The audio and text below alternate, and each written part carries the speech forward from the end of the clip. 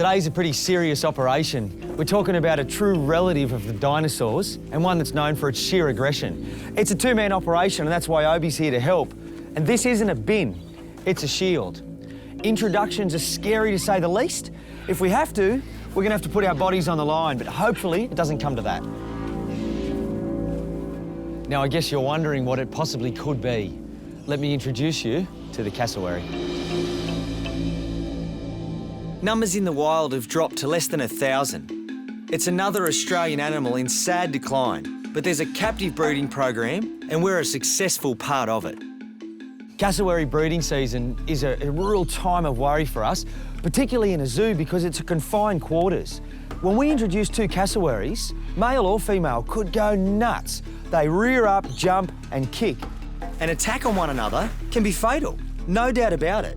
But it's breeding season and we need to take this window of opportunity. If they get cranky and they start fighting, we need to get in there, use our shields, separate the birds, put our bodies on the line, do whatever it takes to get the birds in separate quarters because if it goes bad, it can go real bad. You right, mate? Let's go. Where is he?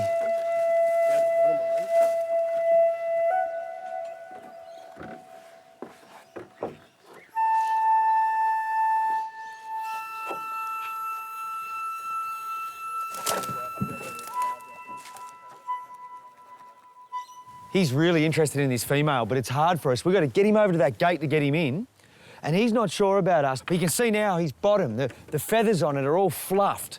And that's him saying, look how big I am. You know, at this time of year, if there's any time of year that a cassowary is going to attack, it's now. It's a delicate operation, and there's no rushing a cassowary. He's going to do what he wants.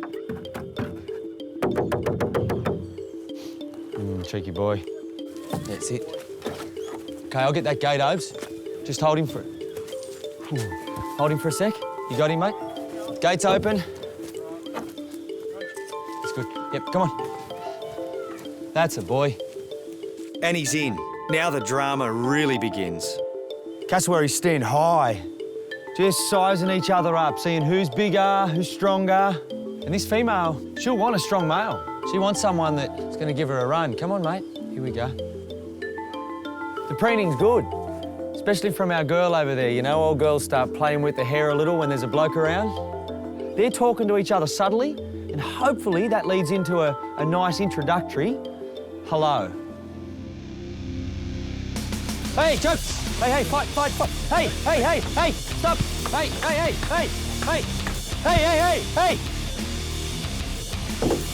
Hey! Stop it, stop. So they've just had a fight, instigated by the male. He's the smaller bird, but always more aggressive. You know, we don't want to see that because hollow bones, they're reasonably fragile up around that torso, but it's settled now. That's about as fierce as we'd ever want to see. He got 2 or 3 kicks in to the side. That doesn't mean that they won't mate.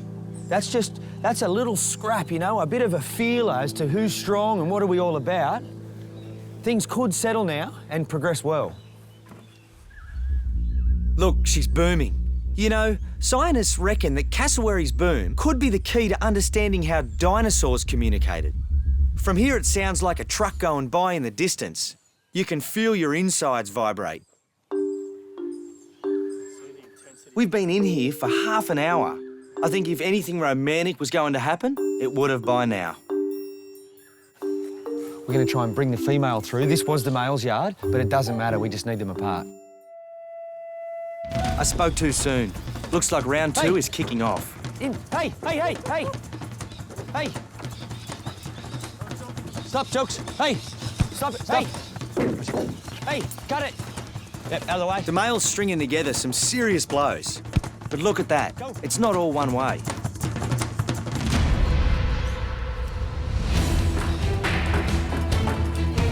Come on, through.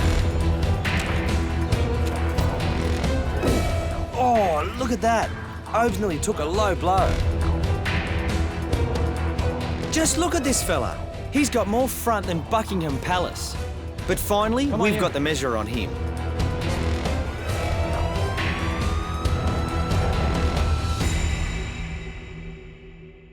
Introductions for dangerous animals are always testing for the animal and keepers.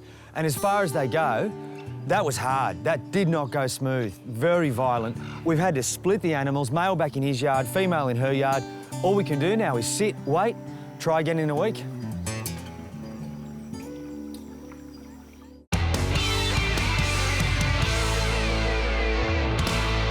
Obes, we've got a bird of prey in a factory down at Man's Road. Can you grab nets and gear ASAP? I'll meet you in the car park. Yeah, not a problem, mate. I'll grab it now. Let's go. A little while back, I brought the story of Malcolm the Falcon, who had a detached retina and is now staying with us at the park. Well, it seems raptors are out looking for trouble, as we've had a call from a local factory saying they have one in the yard who doesn't seem to want to leave. G'day, how you going? I was up here when I rang you, but she's over in the factory She's now. gone in the factory. Yeah. All right, we might go in and have a bit of a look. Where did you see her last? Right there. Oh, there she is. Peregrine. It's a young bird. Guess that it's probably just left the nest, and why it's in here and why it's not flying, don't know. I knew it was a falcon, but I didn't realise it'd be a peregrine though. No, that was a bit of a surprise, that.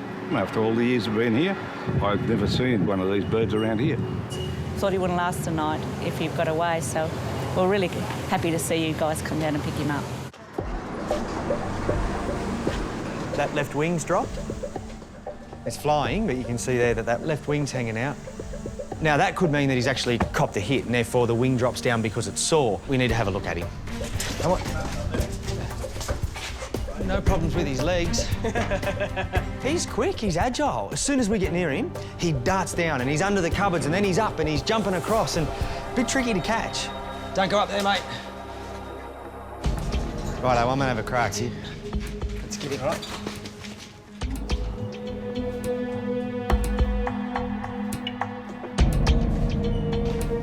I think it just can't fly. I think it just needs a bit of space to get its flight up. Yeah, we're right, mate. Cheers. Yeah, I realised that he wasn't going far, just the way he's scratching himself and trying to flap his wings. To be sitting around, especially in a yard like ours, is unusual. I just hope he hasn't been hit, like, you know, clipped by a car or anything. He's looking up at you. We finally managed to capture the exhausted falcon, but all that flapping around in the factory has got me concerned. Look at that. What are you doing in here, mate? What are you doing in here? Oh, what's that? A bit of ruffle there. What's that there? Is that an injury? Not sure what that is. It's strange at the moment. He's really quiet, but he's just scared. He's petrified. He's lost. He's in a factory.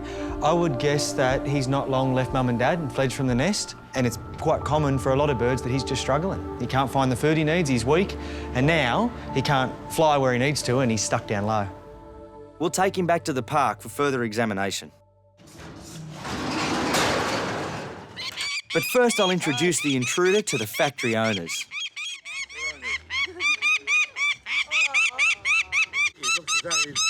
Undernourished, yeah? Yep, he is. He is. You can see that breastbone there. Yep. Have you seen Mum and Dad at all? No. No? No. There's a sea eagles go over every evening, but I've never seen No. I've been here 50 years, I've never seen one. No. Can you see him locked on there? Once that vision locks onto something, he's on it. He doesn't move. The body pivots and the neck stays still. All right, well, he's lucky anyway. We'll give him a bit of food and get him back up and then we'll let him go. No worries. Thanks for the call. No worries. See ya. Yeah, we just felt really sad that he looked really helpless. Yeah, at least it's got a good ending. There you go. Come on, mate. We'll get you home. See you at work.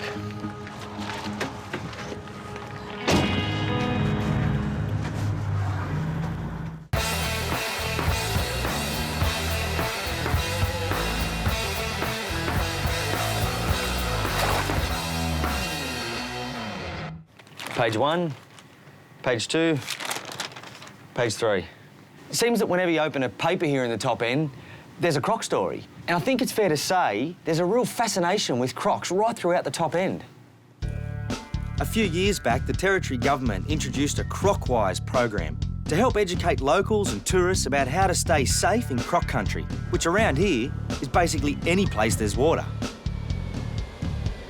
But after 2 deaths in 2009, the government also decided to declare a 50-kilometre no-tolerance zone around Darwin. I'm along for the ride with the Northern Territory Parks and Wildlife Service in Darwin Harbour to see what they're doing to reduce the risk. Tommy Nichols is the man in charge of enforcing the exclusion zone. He heads the team responding to any croc sighting and traps them throughout this huge waterway. Day in, day out, the boys are checking and rebaiting traps to ensure no rogue crocs have made it into the exclusion zone. There's a lot of water to cover up here. So, best case for us is that we have a crocodile in the trap. There's 6 traps that we're checking today. Now, it's not the crocodile's breeding season, so the numbers are a little less than they would be then, but hopefully we get a croc. Okay, this is the first trap coming up. As you can see, the door's still up, so there's nothing in this trap. So what we do is rebait it. These are very simple. The bait's tied up at the other end. There's a gate at either end.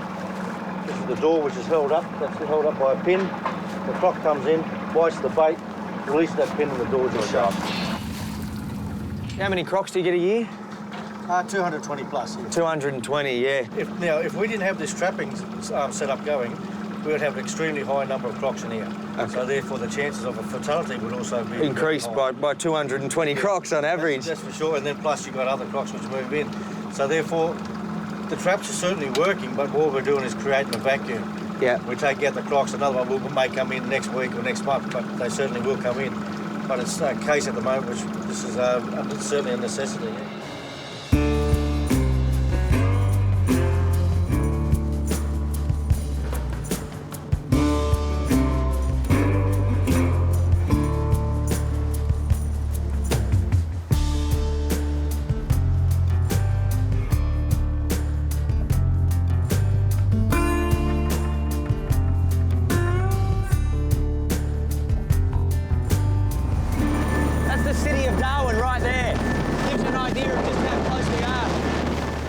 Pulling up at trap number 2 is just as disappointing. The doors are up, which means no one was at home. When you bring them up on the boat, have you had any that have got, snout ropes off, or have you had any close calls? Are they dangerous as such? The only danger is the fact that if we don't tie the legs up, they swing around too much and you can get slapped by the tail or by the head itself. But then Tommy goes and totally throws me. That's from a croc? Yeah, about 5 years ago. What happened? I was in the process of tying it up and he just done something a bit different and he bit hold of my hand here. But thank goodness he let go here and he just grabbed hold of it and he ripped it off from there. What size croc? Oh, he's only just 3 metres, just touch under 3 metres. Jeez. It just goes to show, no matter how much experience you have, one momentary lapse of concentration with crocs and it can beat curtains. Apart from crocs and Tassie devils, my other great love is birds, so I'm always on the lookout. Always time for bird watching. You can bird watch anywhere. Anyone can do it. Traps 3, 4 and 5 are just as bare. It's not turning out to be our day. And then all of a sudden, trap 6, the final one, and we've got a bit of excitement. Could be a croc, the gate's down. So Tommy said it could happen by a boat going too fast, but this is the most promising we've seen. I can see bait. We'll find out.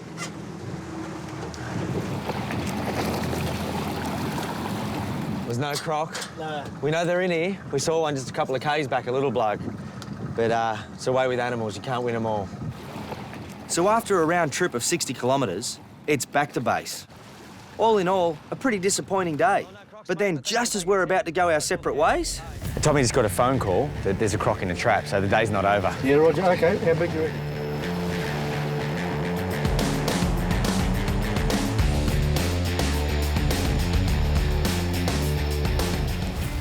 It wasn't long before we were at the site.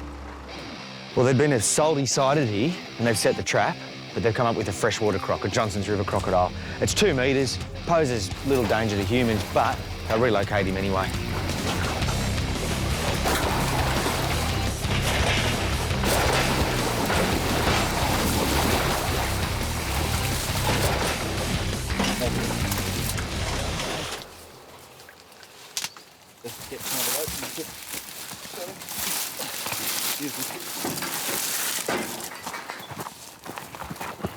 The freshies are different in salties, and you can see one part here how thin this snout is.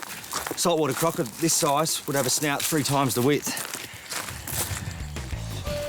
All right. I'll just tie his head up. Good size freshie. So there you go. The croc will be relocated to a safer area. It's all in a day's work for the Northern Territory Rangers.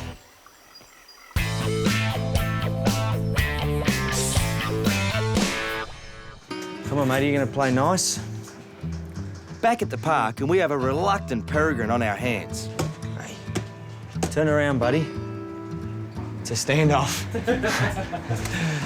Can you do me a favour? Just let him see you through the back.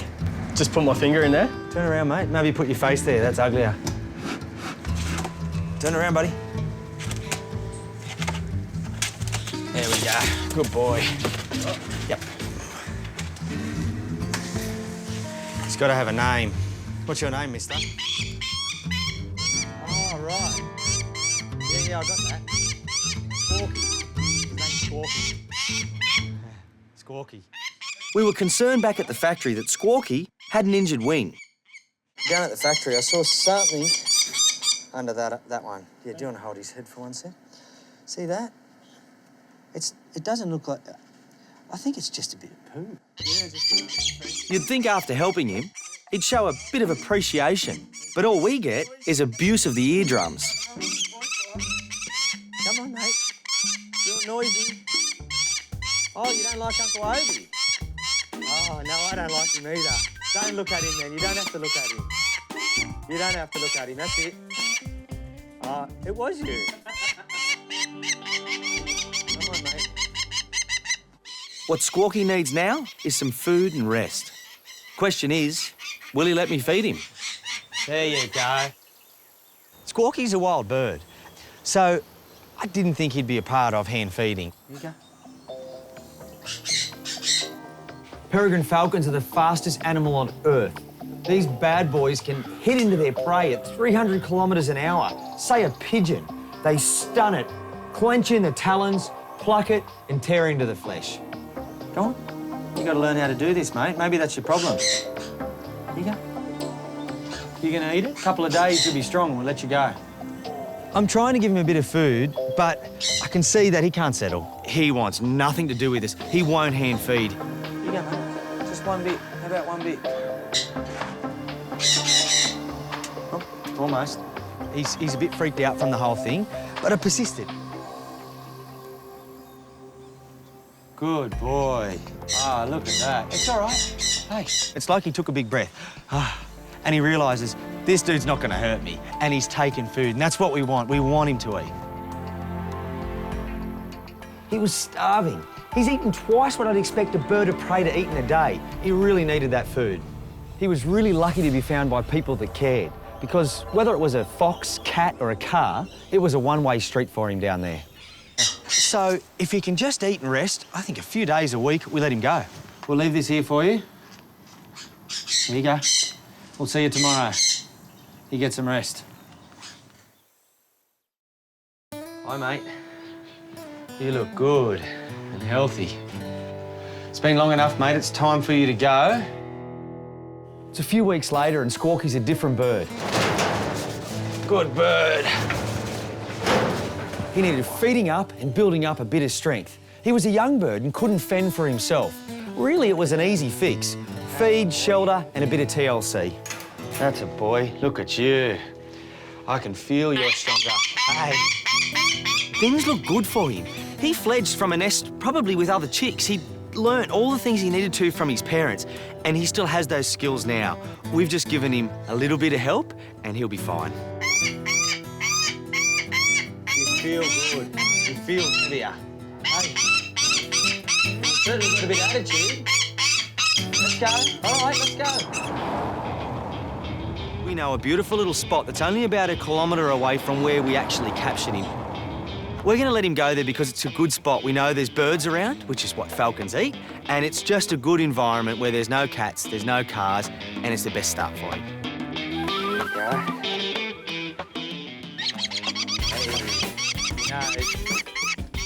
And the ultimate aim, of course, is for Squawky to get over this hurdle, find a mate and have chicks of his own. What more could you want? 1, 2, 3. Up he goes. Keep going. Look at him go all the way. Straight through the bushes and gone. No stopping. That was good. That Maggie come right down and try and hit him. That was good, but to start with, I thought he was going down and it... Plato. Yep, he picked up. Well, that's nice to let him go. Not every day we get to do that. And he took off, no looking back.